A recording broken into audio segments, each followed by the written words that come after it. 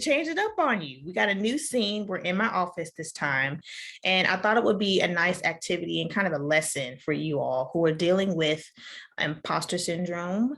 And we're going to tie that to your anxiety and depression. Sometimes a change of scenery is nice, right? And so before we get into it, I just wanted to make that a point as something that you can take away with you as a coping skill if you are feeling unbearable as far as like the way your anxiety and depression may be showing up. Then that's just a nice little simple tip. Maybe you just need to get out, take a deep breath somewhere else. And so now let's get into the second module here. I really want to talk about how imposter syndrome is developed. Where does it come from? And how has it looked possibly in your life coming up with you not even really realizing it? So as we are going through the motions, keep in mind, of course, who you were as maybe like in your earliest memories, let's say that, okay? Because that is where you're going to find there are probably a lot of what I'm going to call stuck points, and I'll get to that in a minute, that were developed in early times when you didn't necessarily realize it. And so now let's get into what imposter syndrome is linked to from your past. So we're going to talk about your family of origin. I'm going to define that for you and what that looks like, how that shapes your relationships, your thoughts, your values, and then how, of course, it's connected to imposter syndrome. And we're going to obviously check in with Sharia. So let's get started. Your family of origin is made up of your actual biological family. It could be, in other cases, the family you were adopted into. And that could mean like your play cousins, or maybe you really are someone who was adopted. It's whoever is in your village. And I'm from the South, and we believe that it takes a village to raise a child, right? And so that is really crucial when you can really kind of think back to who it was that poured into your life. Okay, how does that inform the values you have now? And maybe they have shifted over the years to where what you saw your friends and family doing, you knew that you didn't really want to reenact that. And so you went through life kind of reshaping and claiming other things that would inform the way you wanted to live your life, right? So sometimes we have to go back. In fact, the inner child work that I do in my courses, I mention them in my books, of course, that is a really strong component, a really strong piece to help you really undo some of the things.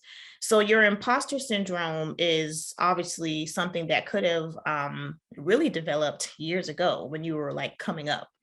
It shapes your thoughts. So we have those strongly rooted thoughts and beliefs that we live by after experiencing certain life experiences. And so maybe they were pretty significant life experiences that you may or may not categorize as traumatic. Regardless, they all have something to do with the way we receive and interpret messages. We get that from our family of origin.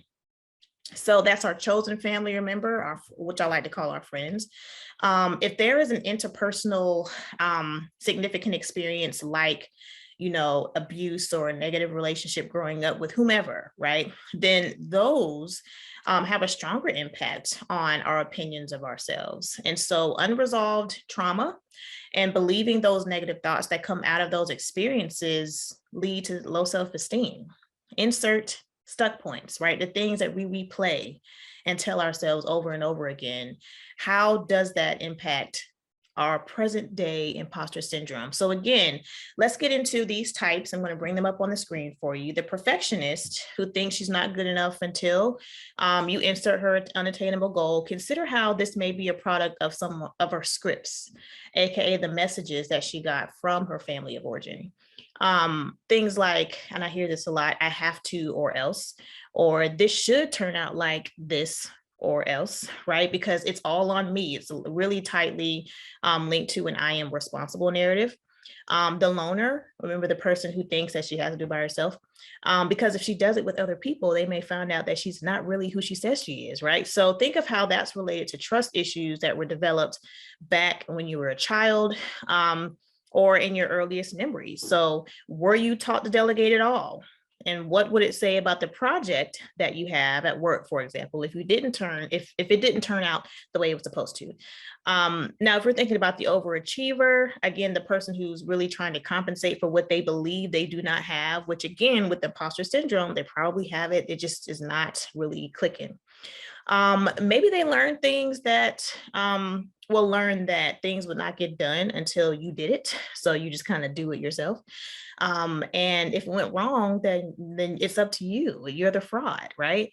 The know-it-all, who won't feel like they're accomplishing anything until they've learned everything there is to know about A, B, and C, then their narrative is probably, again, born out of their family of origin. They're thinking that they're not enough. And are you less than if you're not the one doing everything? Like, who taught you that? So think of different ways that your families of origin have influenced the type of person with imposter syndrome. Remember, they can overlap. Remember, there are way more different categories you can even name here. But I wanted to just bring that to your attention. And now we need to talk about Sharia. So remember, we met her. We know that she's a 30-something. She is burnt out. She is our combination of a perfectionist and overachiever. What's going on with Sharia, and why does it kind of shape up this way for her? So let's get into it.